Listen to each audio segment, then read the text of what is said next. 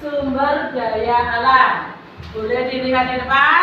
Boleh. Saudara, di sini punya gambar apa? Matahari. Matahari, ada awan, ada rumput. Ini termasuk sumber daya alam.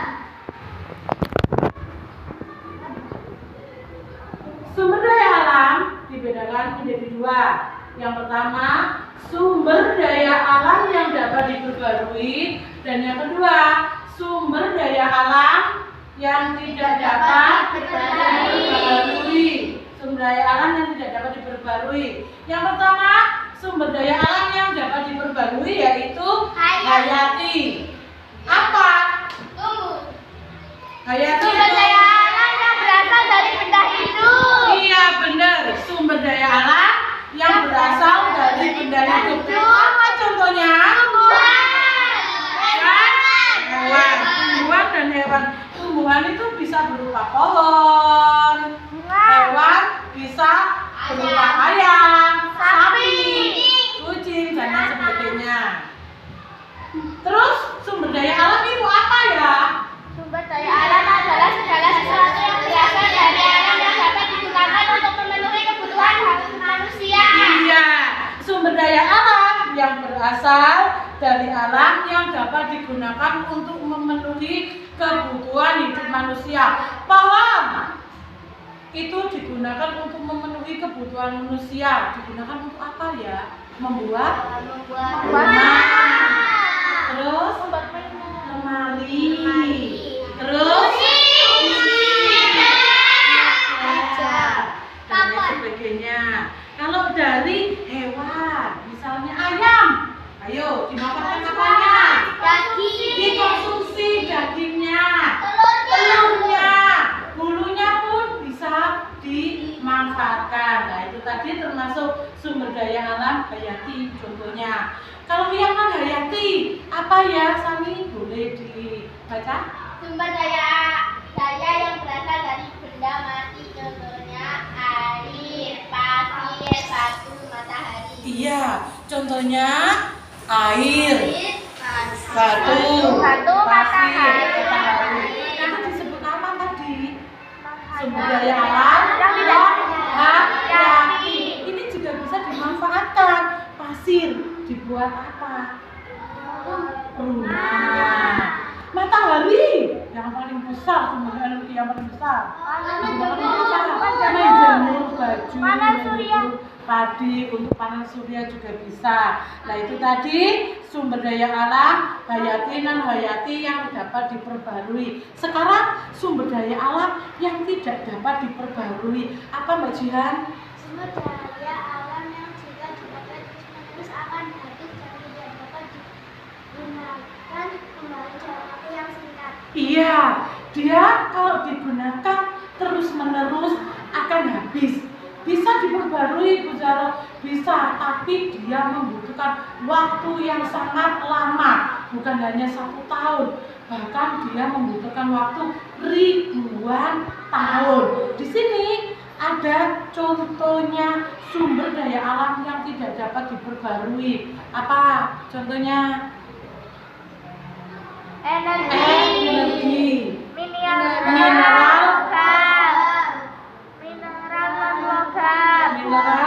non logam. Kalau energi, contohnya apa? Batu bara, minyak bumi. Batu bara dan minyak bumi. Kalau mineral non logam, Emas dan perak. emas dan perak. Kalau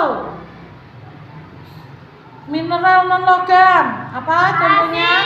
Pasir dan batu. Ini juga dimanfaatkan untuk kehidupan sehari-hari kalian. Misalnya energi minyak bumi digunakan untuk apa?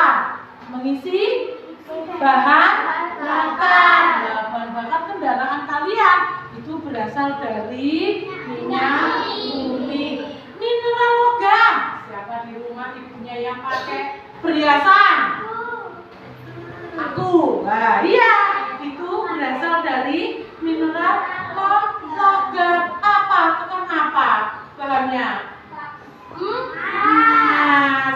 Iya,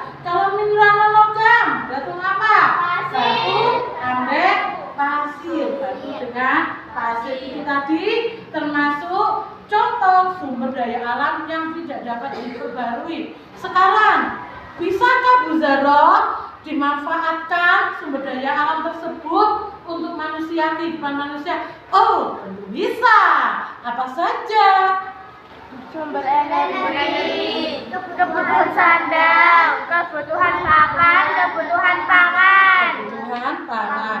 Sumber energi ya tadi seperti matahari digunakan panel surya, menjemur baju, fotosintesis. Betul.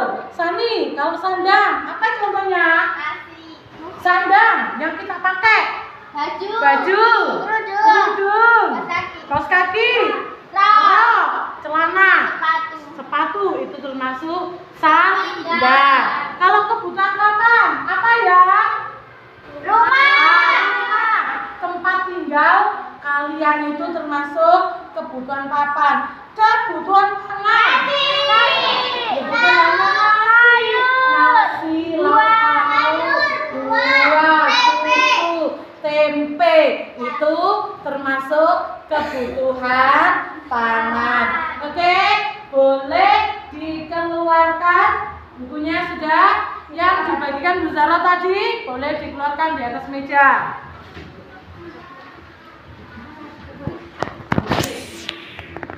Di sini ada gambar kebutuhan apa tadi? Papan. Nah, yang bawahnya pangan. Papan di sini ada kebutuhan dari sumber daya alam hayati dan non hayati. Silakan disebutkan yang bisa digunakan untuk membuat rumah dari SDA hayati dan non hayati. Yang kedua, yang bawah ini ada gambar apa? Makanan. Berarti itu termasuk apa ya? SDA apa? Hayati apa non hayati? Hayati. Wah, kenapa? Iya, karena dapat diperbarui dan berasal dari benda hidup. Padi, oleh tambutan. Tomat. Itu. Es krim. Es krimnya tidak hidup, tapi bahannya hidup. Dari apa es krim itu? Dari susu itu dari hewan apa? Sapi. Oke, boleh ditulis dan boleh dikumpulkan di depan. Sekian pembelajaran hari ini, semoga bermanfaat dan dari kesimpulan pembelajaran hari ini kita bisa mengetahui tentang sumber daya alam hayati dan non hayati. Sumber daya alam yang dapat diperbarui dan tidak dapat diperbarui. Dari situ kita bisa membuat pertanyaan apa aja. Yang pertama, apa yang dimaksud dengan SDA, sumber daya alam itu sendiri? Yang kedua, siapa yang memanfaatkannya?